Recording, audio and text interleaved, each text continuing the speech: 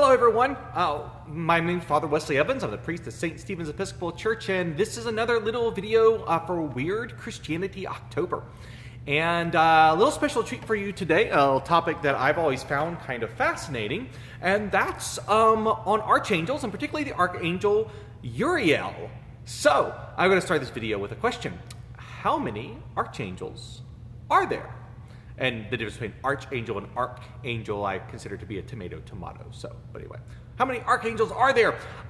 For some of you, you might think, well, there are two. There's Gabriel and Michael. Some of you might think three, Gabriel, Michael, and Raphael. A few of you might say seven. If you say seven, you probably know a little bit more already about some of the angel lore in terms of things that have found their way in church history or things that did not find their way into church history and theology. But basically, how many archangels there are depends on who you ask. Of all of them, there are the two, Michael and Gabriel, appear in all the lists.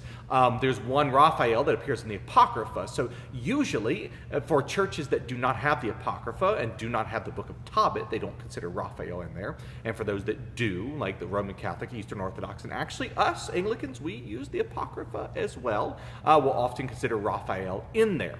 And then there's a fourth one.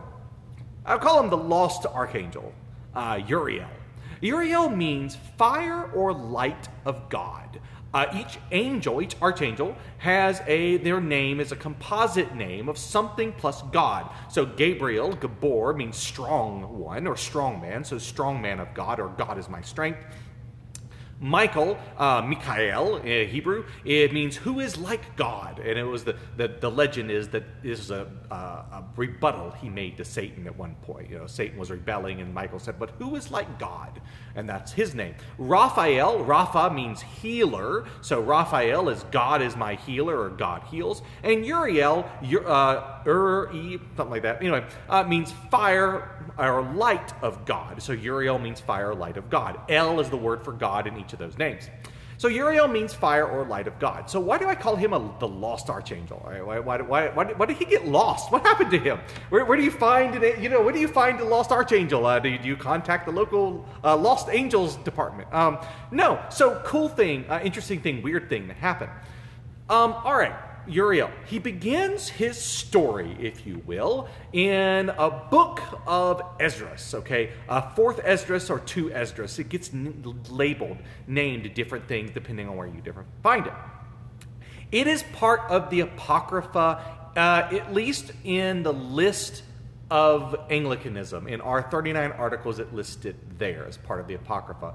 Now that I think about it off the top of my head, I don't remember whether the Roman Catholic Deuterocanonicals had it in there.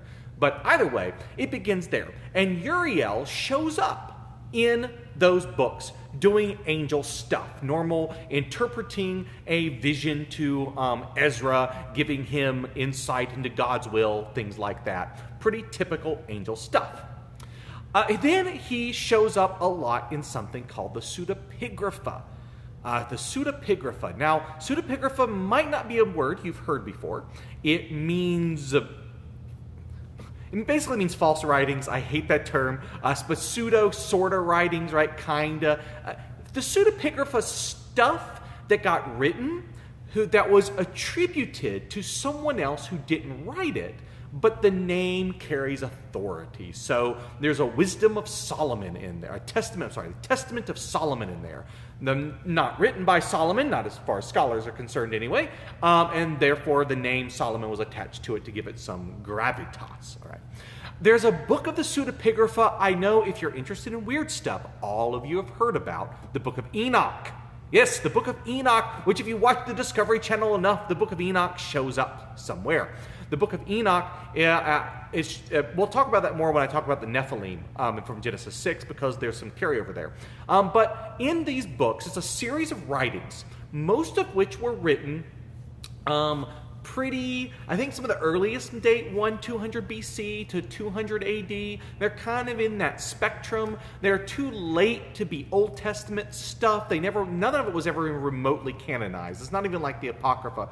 Okay, except for the Eastern Orthodox Church, which does have the Book of Enoch, maybe, and some other things in there. That's a little different. If you know about that.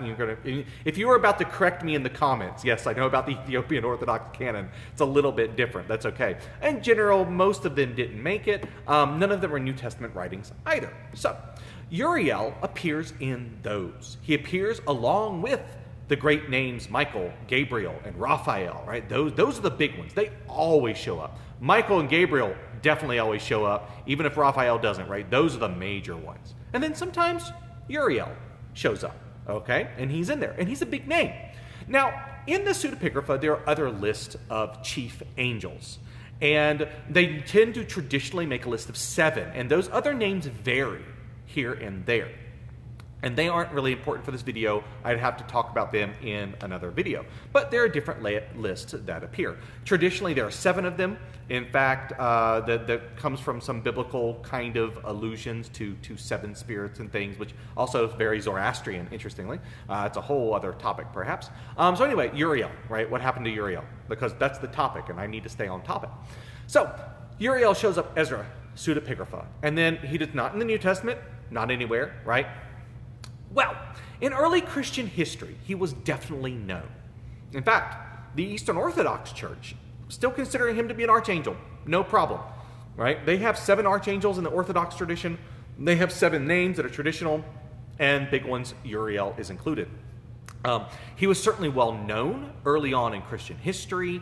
There aren't any churches named after him, anything that we know, anything like that I'm aware of anyway. If you know, please make a comment below. But he's there. He appears. He's prominent in the book of Enoch. He's in the book of Esdras. He's in this other literature, which it might not be the Bible. Even in the early church, it wasn't considered the Bible, but it was still considered important writings. They still read them. They were still aware of them. So he's a big deal.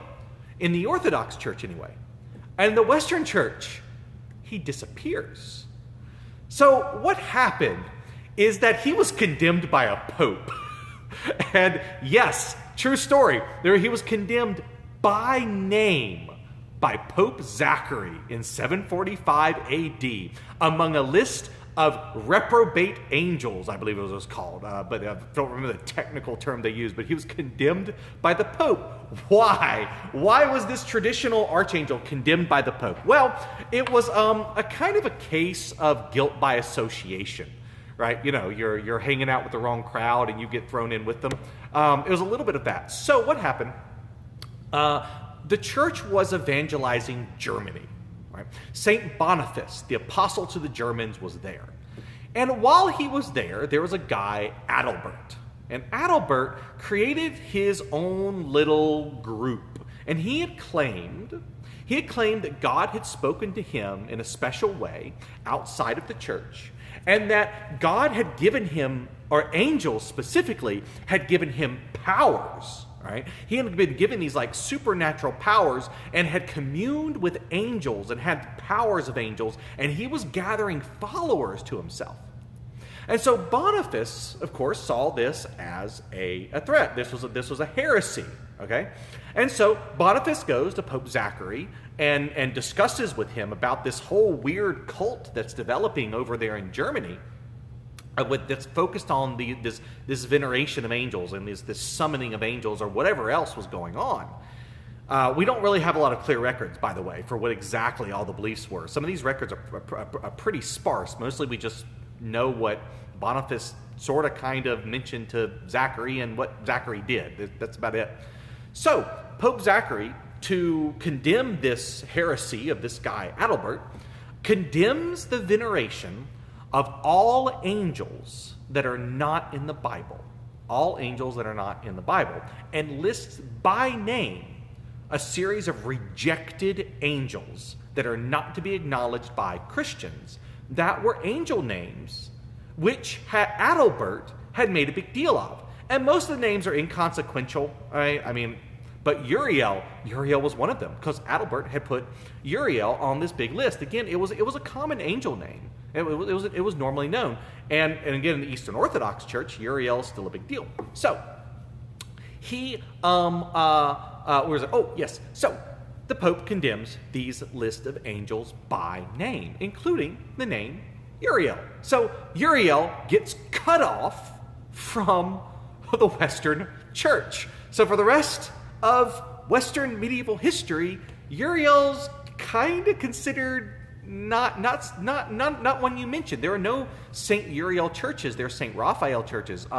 When I went to go travel, pilgrimage, if you will, the missions of California, they have a San Miguel, a San Gabriel, and a San Raphael. They do not have a San Uriel mission. They only have 3 because those are the 3 angels of the Bible, which, side note, means that in 745 AD, as far as the Western Church was concerned, the Book of Tobit was part of the Bible, because they condemned all angels not mentioned in the Bible. Then Raphael was one of them that was specifically allowed in 745 AD. So there you go. So Uriel essentially drops out of history for a while until basically the Renaissance. So what happened was that there was a rise in recovering, right? The Renaissance was all about going back to sources and recovering ancient sources. And some of the stuff that happened then was delving into certain ancient texts and mysticism, right?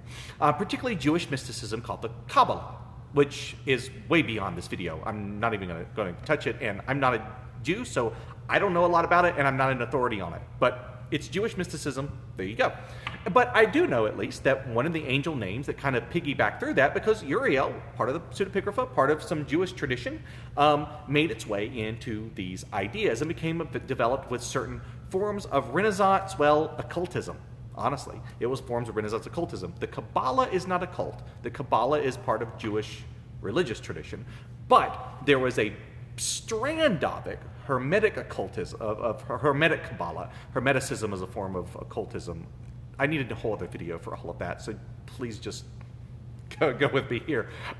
With another form of it, and Uriel becomes a big deal there. So then you have 4 archangels again, and in some of those Western Hermetic traditions, there is Michael, Gabriel, Raphael, and Uriel, and he appears again. But now he only appears in like occult stuff, which the church, for lots of reasons in another video, distances itself from, okay? So then Uriel gets lost for a while in the Western church from 745 when he's condemned by a pope due to unfortunate circumstances of association, to then revive, but only revived in kind of an occult tradition. So the Western church still stays away.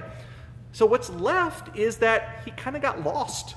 He doesn't really exist in the Western tradition at all. You can find icons of Michael and Gabriel and Raphael. You can't find one of Uriel in the West. You can't find a statue of him or a church named after him. Now, in the Eastern Orthodox is different. They preserved it, and they preserved veneration of that angel and everything else, and he's legitimate there. One exception, though, and I'll finish with this. I'll finish with this one cool little exception.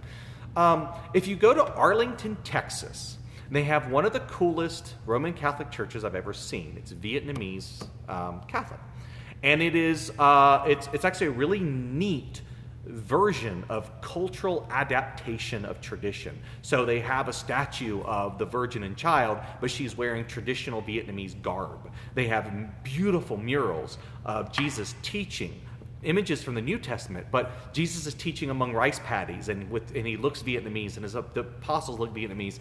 And the incense they use there smells fantastic, but it's definitely got an Eastern flair to it. I'm not sure if it's like dragon's blood or jasmine or something, but they've got something in there, and it's a really, really cool church. Well, if you go there and you go to the middle of the sanctuary, the nave, sorry, and you look up to the rotunda, they have.